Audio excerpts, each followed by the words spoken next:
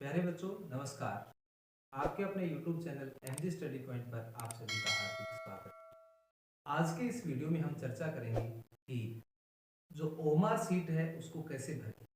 NMIMS exam 2024 का आयोजन RSCRT Udaipur के द्वारा 19 नवंबर को होना है, जिसके अंदर ओमार सीट जो है वो फिल कैसे करें इसके बारे में हम डिटेल में चर्चा करेंगे।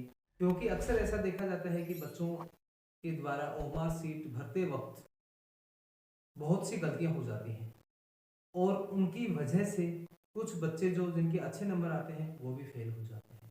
तो आइए देखते हैं जो ओमार सीट आपको पेपर में मिलेगी सेम हूबहू उसी के जैसा पैटर्न है, उसके बारे में जो ओमार सीट में क्या क्या अपने को फिलअप करना होगा, कौन से कॉलम को कैसे फिल करना है, आंसर को कैसे फिल करना है, वो सब देखेंगे। आइए सबसे पहले आपको जो सामने स्क्रीन पे दिख रहा है ओमार सीट, ये वही ओमार सीट है जो आपको पेपर में उपलब्ध करवाई जाएगी। ये एक सैंपल पेपर है जो एनएमएमएस एग्जाम 2021 में हुआ था, उसका ओमार सीट का पेपर जो आपको मिलेगी ओमार उसी का फॉर्मेट है।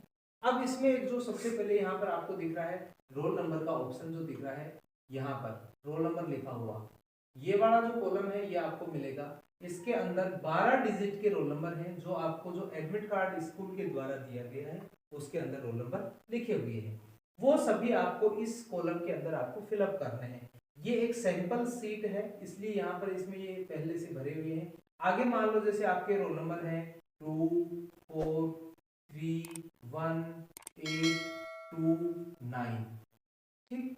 तो इन सभी को आपको इसके अंदर फिलअप करना है। जैसे यहाँ 3 लिखा हुआ है तो इसी लाइन में 3 को, ये जो 3 है इसमें पूरा काला किया हुआ है। फिर दूसरे नंबर पे 3 है, इस 3 को काला किया हुआ है। फिर 0 है, 0 देखना आपको सबसे नीचे नीचे मिलेगा। फिर है 2, तो इस 2 को भी गोले को जब काला करो तब विशेष ध्यान रखना कि ना तो बाहर से जाना चाहिए गोले के और ना ही अंदर जो गोला वो खाली रहना चाहिए। ये 2 है तो इस 2 के नीचे वाली लाइन में ही इस 2 के ऊपर आपको पूरे को काला कर देना है अच्छे से। इसको काला करने के बाद में आगे वाला नंबर देखना है 4 है, इस 4 को भी इसके अंदर यहाँ से पूरे को इसको काला कर देंगे 4 को। इसके बाद में 3 है, इस 3 को पूरा अच्छे से काला करेंगे। फिर 1 है, इस 1 को पूरे को काला कर देंगे। यानी आपको जहां ऊपर नंबर लिखा हुआ है उस पूरे को अच्छे से गोले को पूरा काला करना है। जैसे यहाँ बाहर चला गया ऐसे बाहर नहीं जाना चाहिए।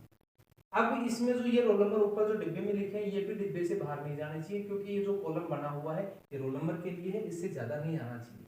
ये 8 है, इस 8 को भी यहाँ से अपने इसको पूरा फिलअप कर लें। फिर 2 है, इस 2 को यानी जो आपका डिजिट है उसी डिजिट के नीचे आपको काला करना है, उसके दूसरी लाइन में नहीं करना। 2 था तो इसी 2 की लाइन में। ये 9 है तो इस 9 की लाइन में ये 9 को पूरे को काला करना है इस गोले को। हाँ, इसमें पेन आप जो यूज करेंगे वो काला भी हो सकता है या फिर नीला हो सकता है, लेकिन होना चाहिए ball point pen. Ball pen जो आता है ना आपका वो होना चाहिए, जेल पेन इसमें अलाउड नहीं है और ना ही पेंसिल अलाउड है। कुछ बच्चे क्या करते हैं पेंसिल साथ लेके चले जाते हैं, तो पेंसिल से गोले नहीं भरने, अपने को केवल ब्लू या ब्लैक बॉल पेन जो होता है उसका उपयोग करना है। फिर यहाँ पर एक ऑप्शन आपको दिखेगा caste certificate, caste category. Category वाले में आपको 3 ऑप्शन दिख रहे हैं, जनरल, एससी और एसटी। यानी जो बच्चे एससी के हैं वो एससी वाले इस कॉलम को 2 नंबर को फिलअप करेंगे और एसटी वाले 3 नंबर को। फिर बच्चों के सामने समस्या आएगी कि ओबीसी का तो ऑप्शन ही नहीं आया, यानी जो जनरल है और ओबीसी दोनों बच्चों को जो कौन सा कॉलम भरना है जनरल, ओबीसी वालों को भी जनरल का ही कॉलम भरना है। ओबीसी हो चाहे एमबीसी, दोनों को जनरल का कॉलम फिलअप करना है। केवल एससी एसटी वालों को अपना अलग से कॉलम फिलअप करना है, बाकी जनरल, ओबीसी और एमबीसी तीनों के लिए इस जनरल वाले कॉलम को ही भरना है। फिर यहाँ ऑप्शन आ रहा है डिसेबिलिटी स्टेटस, यानी कुछ बच्चे फिजिकली हैंडीकैप्ड होते हैं, उनको इसमें रिजर्वेशन मिलता है। तो अगर आप बिल्कुल सही हैं तो इसके लिए नन वाला ऑप्शन आपको भरना होगा। यानी फॉर्म जब आपने फिलअप किया था तो उसके साथ अगर आपने फिजिकल हैंडीकैप का ऑप्शन भरा है तब तो वो जो आपने ऑप्शन भरा वो आएगा। हालांकि अगर आप हैंडीकैप नहीं है, बिल्कुल स्वस्थ हैं, तो आप नन वाले ऑप्शन को फिलअप करेंगे। फिर यहाँ पर आ रहा है invigilator signature after verifying entries. Entry को वेरीफाई करने के बाद में जो आपका जिस एग्जामिनर की आपके रूम में ड्यूटी होगी वो यहाँ पर इसमें साइन करेगा। Seal of centre superintendent with in the box, ये सेंटर सुप्रिटेंडेंट का काम है, ये आपका काम है ही नहीं। Name and signature and name of candidate, इस कॉलम के अंदर आपका नाम भी लिखना है और आपको साइन करने हैं, यानी ये वाला कॉलम और ये वाला, ये दोनों ही कॉलम आपके काम के नहीं है, इनमें कुछ भी नहीं भरना है। इस कॉलम के अंदर आपको अपने साइन करने हैं और यहाँ पर आपका जैसे मान लो यहाँ साइन है, जो साइन कर देना और वहां आपका जो भी पूरा नाम हो वो पूरा नाम यहाँ इसके अंदर लिख देना है, डिटेल जो आपका एडमिट कार्ड में है, ठीक वो, और जो साइन आपने एडमिट कार्ड के ऊपर कर रखे हैं वही साइन यहाँ पर आप कर देंगे। इसके बाद में फिर आप जब प्रश्न सोल्व करेंगे तो प्रश्न सोल्व करने के बाद कैसे आंसर को सीट में भरेंगे इसको देखते हैं। देखिए अब जैसे ही आपने क्वेश्चन को सोल्व किया तो आपके सामने ये ओमार सीट में क्वेश्चन नंबर आ रहे हैं और क्वेश्चन नंबर के साथ ही ऑप्शन दे रखे हैं। फर्स्ट क्वेश्चन है, इसके सामने 1 2 3 और 4।